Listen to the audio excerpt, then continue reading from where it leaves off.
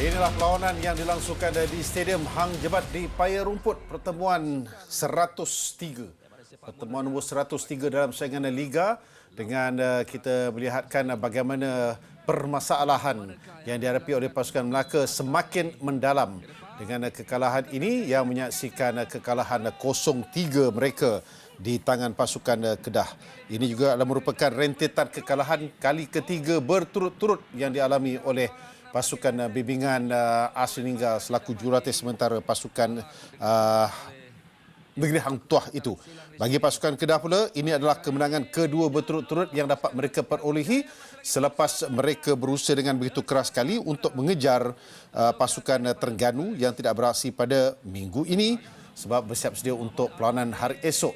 Antara jaringan-jaringan yang terbaik yang dapat dihasilkan dalam perlawanan ini yang dilangsungkan di Melaka itu sudah pasti adalah jaringan-jaringan yang dapat dihasilkan oleh Mahmud Almardi pada minit yang ke-13 dan kemudiannya untuk juga melihatkan bagaimana jaringan yang dapat dihasilkan oleh penyerang muda mereka iaitu Fayaz Zulkifli. Selain daripada Mahmud Almardi sekali lagi dengan meledak gol yang ke-3 iaitu pada saat-saat akhir permainan. Sayang sekali penyerang dan juga penjaring terbanyak mereka iaitu Ronangah Wanja telah melepaskan beberapa peluang untuk mendapatkan jaringan tambahan peribadi kerana setakat ini dia adalah penjaring keempat terbanyak dalam saingan iaitu dengan 10 gol. Banyak sangat peluang-peluang yang terhidang dalam perlawanan ini yang tidak dapat disempurnakan oleh penyerang-penyerang Adi Syahrin ini. Itulah dia gol yang dapat dihasilkan oleh Fayaz Zulkifli pada minit ke-84 permainan.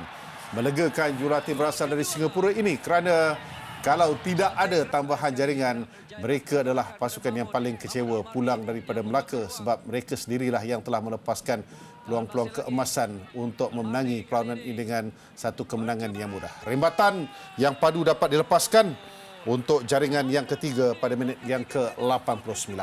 Tinggalkan Paroi, jom kita ke Alostak. Bukan untuk satu perlawanan yang perlawanan suka-suka kat sana lah yang akan berlangsung esok. Tetapi tim daripada Alostak yang bergerak ke Melaka, ke selatan untuk menghadapi perlawanan yang ke-16 bagi mereka sementara perlawanan yang ke-17 untuk pasukan Melaka United.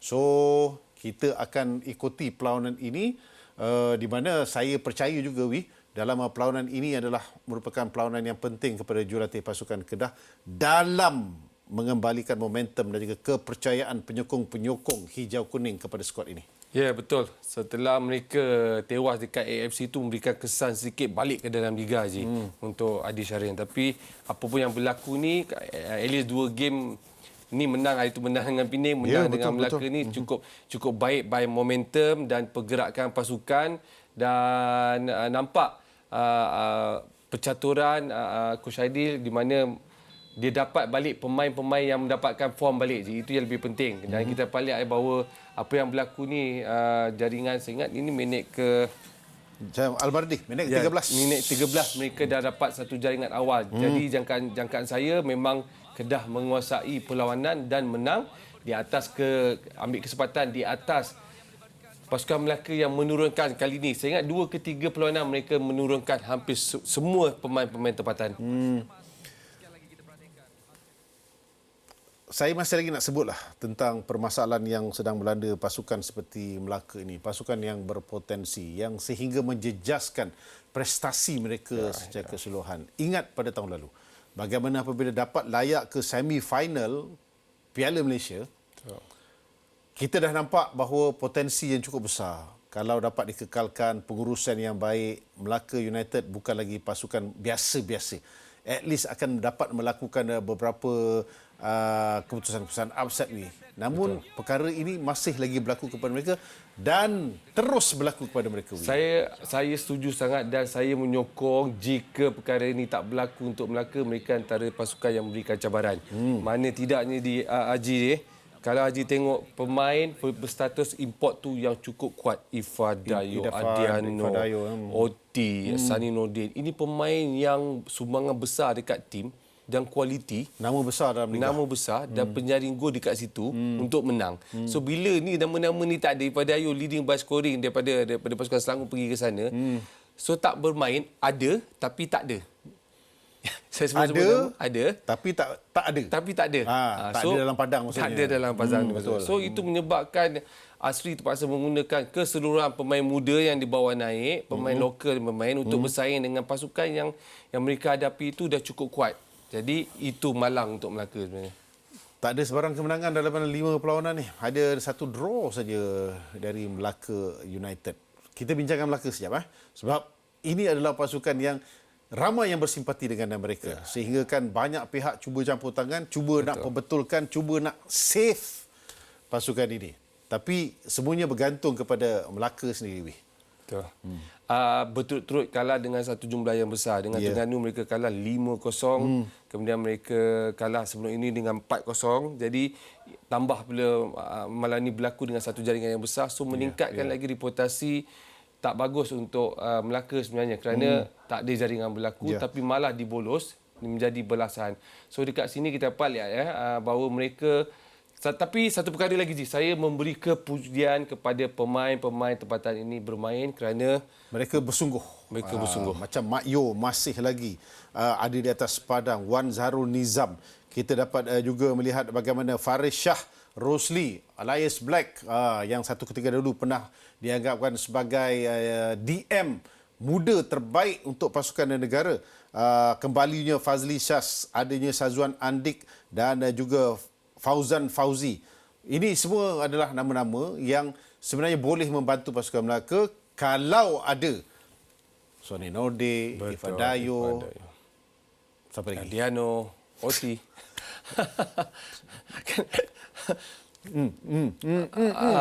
Cukup tak terungkap, betul. tak tercakap nak pasal masa ini. Baik. Asin Ninggal adalah sahabat karib saya.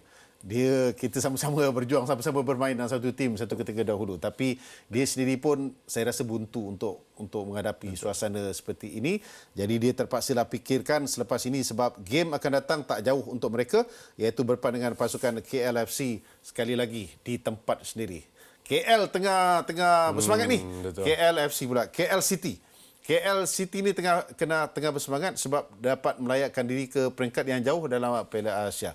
So macam mana nak dapatkan balik? Bolehkah dia memujuk semula pemain-pemain ini turun dan juga bermain dengan pasukan Melaka? Ya, terpaksa memujuk dan memberikan bawa tim dalam keadaan kritikal lah.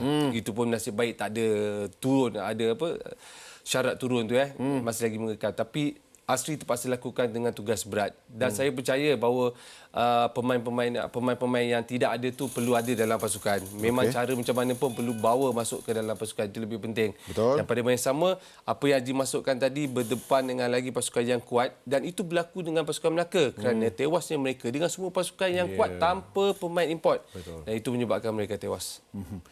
So tak lengkap lah kalau kita tak bincang pasal tim yang menang. Sebab kredit harus diberikan kepada mereka 3 gol dan juga dapat 3 poin yang begitu berharga. Bermakna ini adalah kemenangan yang kedua berturut-turut yang dapat dihasilkan oleh pasukan Kedah. Bermakna juga laluan mereka untuk mengejar dalam top 4 masih lagi terbuka luas kerana sekarang ini mereka ketinggalan 5 mata di belakang pasukan Terengganu yang kelebihan 1 perlawanan. Tak ada sebarang kekalahan, ada draw, ada 2 kemenangan berturut-turut. Selepas ini untuk Kedah, mereka bakal berdepan dengan pasukan Selangor. Selangor draw tempoh hari kan. Tapi Selangor pun sedang struggle nak dapatkan kemenangan. Perlawanan ini insya-Allah akan dilangsungkan pada 14 September di Alostar. Di Stadium Darul Aman. Okey, untuk Kedah yang lebih menarik saya tengok ni adalah bila dia sebelum perlawanan tangga ke-7 menang naik tangga ke-5 dan nak berebut tempat best 4. Yang lebih menarik apabila saya dapat lihat perubahan posisi berlaku untuk Sazwan. Kemudian Al-Hafiz konsisten untuk menjadikan attacking di sebelah kiri dengan kanan menjadi. Kemudian kemasukan pertukaran pemain, Fayad masuk menjadikan gol. Dan yang paling besar faktor adalah sekali lagi Ngawanja dengan Mahmud Almadi menjaringkan gol dan memberikan bantuan gol. So lengkap untuk Aidil di tempat lawan, kutip 3 mata dan mengubah kedudukan pasukan. Itu yang lebih menarik untuk pasukan Kedah. Okey, Mahmud Almardi dah skor 4 gol setakat ini dalam saingan Liga Super. Masih lagi belum cukup sebenarnya untuk membantu Ronald Ngah Wanja yang turut berada dalam kelompok 5 terbaik sebagai penjaring terbanyak. Tetapi sekali lagi di negeri Kedah dikatakan bahawa pemain-pemain muda mereka boleh membantu mengimbangi kekuatan daripada pemain-pemain import, ditambah pula dengan pemain-pemain berpengalaman dalam saingan liga, pemain-pemain senior mereka. Betul. Gap yang menarik untuk pasukan Kedah ni antara pemain muda yang bawa masuk dengan pemain utama tu tak jauh beza. Itu yang lebih menarik. Kita tengok Daniel ada dekat situ, kemudian Isyamuddin, Asnan, Fazrul, Fayyad yang masuk, Afiq. So benda-benda ni tak memberikan kesan kepada Aidil untuk menukar ataupun buat pergiliran pemain. Cuma mengikut kesesuaian perlawanan di mana Aidil nak letak pemain-pemain ini. Dan lebih menarik untuk Kedah ni apabila tadi pertukaran 2-3 pemain itu yang berlaku di bahagian attacking dengan tengah terus meningkatkan momentum tim untuk mendapatkan gol dan menang. Saya rasa percaturan Aidil baik. Cuma selepas gol pada 15 minit yang pertama, mereka terpaksa tunggu pada 10 minit yang terakhir untuk tambahan 2 jaringan. Ya, gap jauh daripada timing scoring. Terlalu jauh sangat. Ya, betul. Perkara ini yang tak sepatutnya berlaku dalam laluan bagi pasukan Kedah untuk cuba mendapatkan kemenangan yang besar mereka. Okey. Kembalinya Mark Valles dalam perlawanan ini menyebabkan Ronnie Kelvin diketepikan. Apakah anda rasa ini merupakan satu langkah yang wajar untuk Rodney diketepikan? Sebab Aidil lebih gemar untuk memilih Akmal Zahir bermain dalam di posisi centre back. Tapi sekurang-kurangnya Aidil ada pilihan yang banyak di bahagian pertahanan. Kita dapat lihat juga bahawa Aidil pun pernah berkata bahawa 2 perlawanan, 3 perlawanan ni dia dapat balik lengkap keseluruhan pemain-pemain import beraksi. Okey, kalau kita lihat Mark Valles ni ada chance peluang mendapatkan jaringan. 2 kali tembakan miss, tetapi dia berada dalam attacking box untuk memberi bantuan.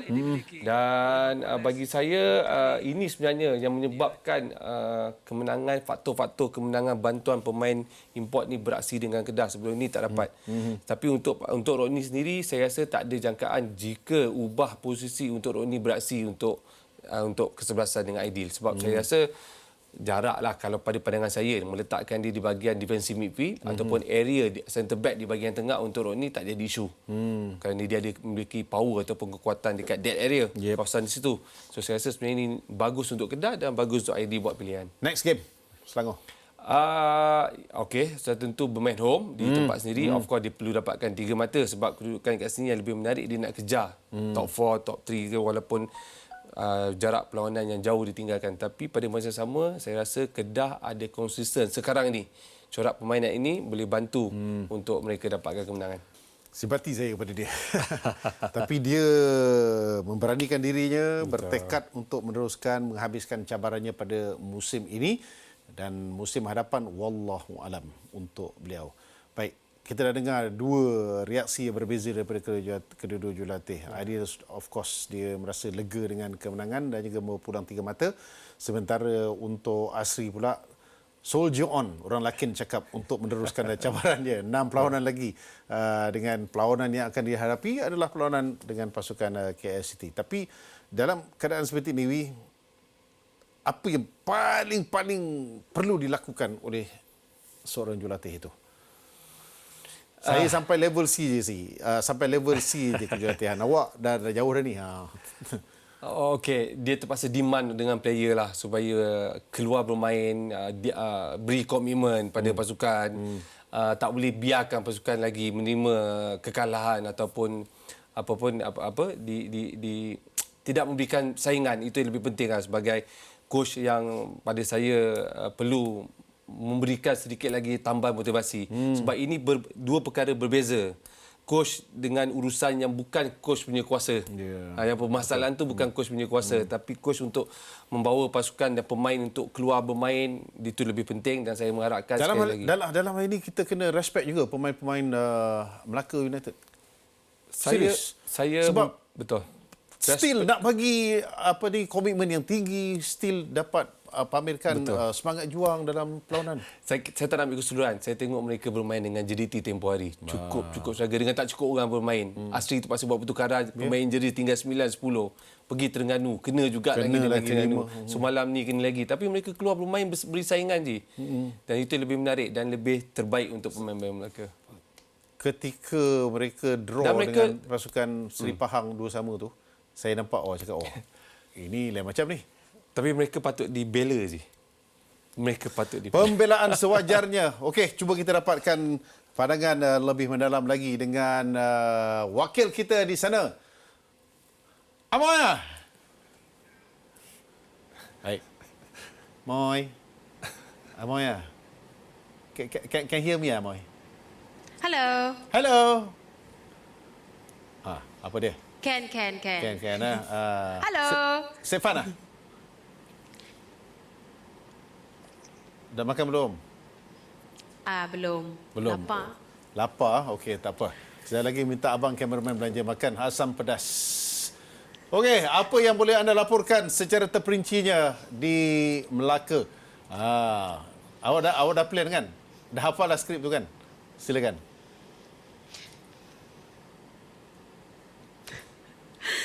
Okey, jadi keseluruhannya pada separuh masa pertama memang nampak perlawanan tu agak seimbang lah. Tapi penguasaan bola tu tetap lebih kepada Kedah dan mereka berjaya menjaringkan 1 gol pada minit ke-12. Pada separuh masa kedua baru nampak Kedah bermain dengan lebih agresif dan mereka berjaya menghalang setiap percubaan Melaka United juga, dan 10 minit terakhir 2 lagi jaringan gol dihasilkan dan keseluruhannya 3-0. Saya kira satu kemenangan besar buat Kedah.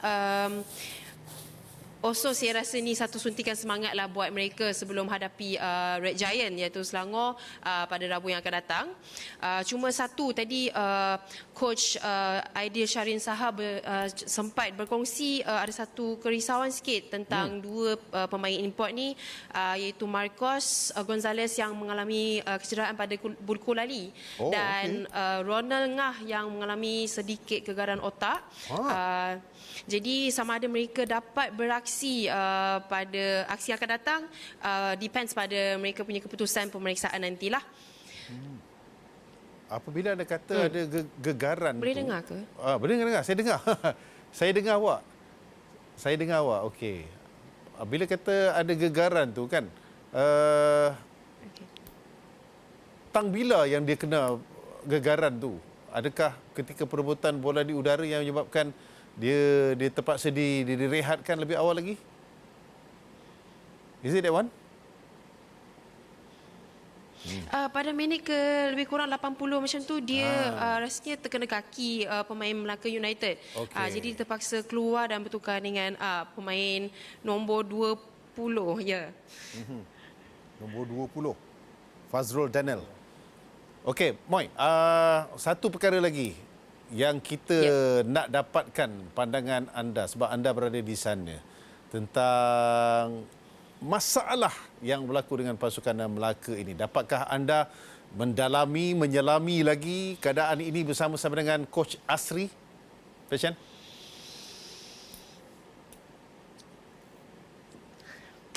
Okey, macam untuk pasukan Melaka United pula, termasuk perlawanan ini kita tengok 3 kali turut-turut lah mereka kalah. Macam coach Asri Ninggal tadi pun dia hanya mampu akur dengan keputusan ini dengan ketiadaannya pemain-pemain utama macam contohnya Sonny Norde, Ife Dayo, Olusegun, Adriano Nachizo, Wan Amir Rafiq, Wan Abdul Rahman.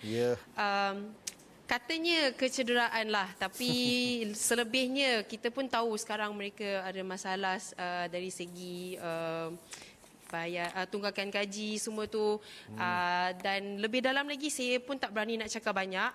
Cuma kita boleh nampaklah ketiadaannya pemain-pemain utama ni memang memberi kesan ataupun kita kata memang jelasnya mempengaruhi permainan mereka, rentak mereka. Tetapi itulah bagaimanapun Coach Asri tetap berikan kredit kepada pemain-pemain yang sedia ada. Mereka memang berikan tentangan kepada Kedah sehingga ke minit terakhir lah. Okey, last question. Selangor pula. Singapura Malaysia ni boleh menang ke tidak?